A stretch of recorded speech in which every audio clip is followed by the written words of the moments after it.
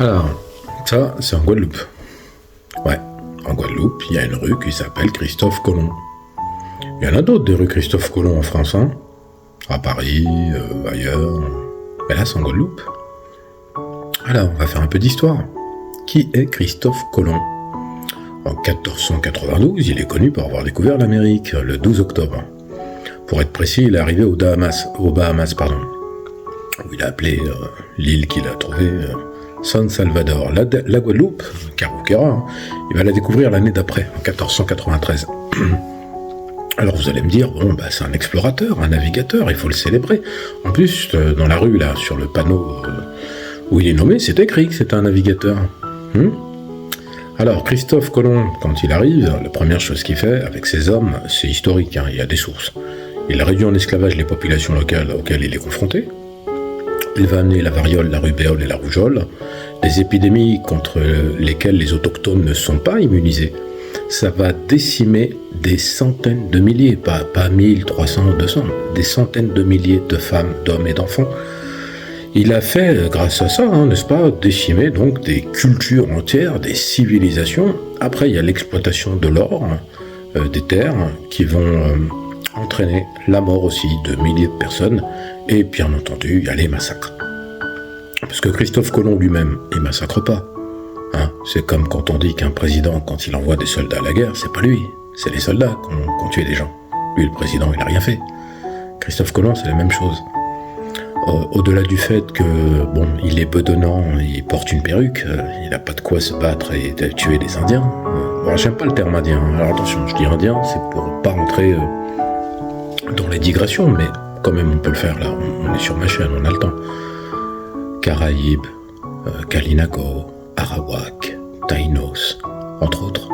Après, vous avez toutes les populations qui se trouvent sur ce qu'on appelle aujourd'hui l'Amérique du Sud, des Bahamas, de la Jamaïque, des îles, etc., jusqu'après les civilisations Inca, Maya, avec les conquistadors et les Espagnols.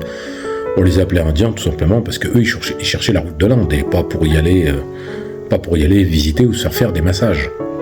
Donc, on donne la rue Christophe Colomb en Guadeloupe à quelqu'un qui est venu et qui a fait exterminer les populations locales. Je sais pas. Moi, ça me laisse perplexe. Est-ce que ça viendrait à l'idée, en France, de faire une rue Adolf Hitler, Heinrich Himmler? Parce que eux, dans l'absolu, qu'est-ce qu'ils ont fait? Ils ont que donné des ordres. Peut-être une rue Göring? Non, ça viendrait pas à l'idée. Pas plus que tu mettrais Jérusalem une rue Heinrich Himmler, hein, le fondateur des Waffen-SS. Tout ça pour dire qu'en fait, on se moque de qui? De qui? Allez nous mettre des rues Joseph Ignace, Solitude, Louis Delgrès, même si on a déjà. Allez aussi rajouter Patrice Lumumba, il y en a aussi, hein, je le sais. Parce que je suis allé voir une de mes lectrices, je peux la citer, hein, Daniela Louis, qui d'ailleurs est une experte capillaire, n'hésitez pas à la consulter. En fait, j'étais en train de dédicacer des livres au Moule pour un festival littéraire. Et à ce moment-là, elle m'avait contacté déjà sur Facebook, etc. Et je me suis rendu à son domicile où j'ai fait la connaissance de Daniela et de son mari. Et c'était très intéressant puisqu'elle est aussi cultivatrice, autonome. J'espère d'ailleurs, hein, si elle l'écoute, qu'elle a ouvert sa petite épicerie dont on avait parlé.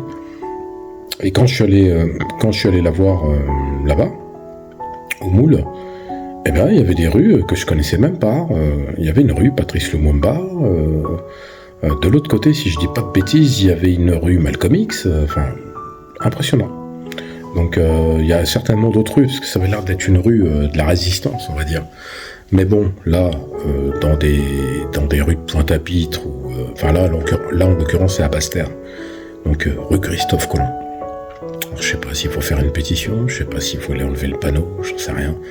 Si vous avez des avis sur la question, dites-le, parce que peut-être que vous trouvez que c'est légitime de l'appeler Christophe Colomb, cette rue. Parce que vous considérez que ces exploits de l'exploration, hein, je rappelle qu'avant 1492, quasiment 300 ans avant, le frère de Mansa Moussa du Mali, il avait déjà été en Amérique. Hein. Les Vikings aussi, ils y ont été avant, les Égyptiens, ils y ont été avant, tout le monde y allait avant. Mais sauf que eux, comme ils n'ont pas tué toutes les populations, on les a pas retenus. On retient que ceux qui ont massacré tout le monde. On peut même considérer que c'est le début de la colonisation européenne en Amérique. Ça passe par cette arrivée de Christophe Colomb, et on lui donne une rue. Mais bon, si vous avez un avis, commentez, ça m'intéresse, on peut en parler. N'hésitez pas à vous abonner, liker. Merci d'être de plus en plus nombreux, on est ensemble et on continue.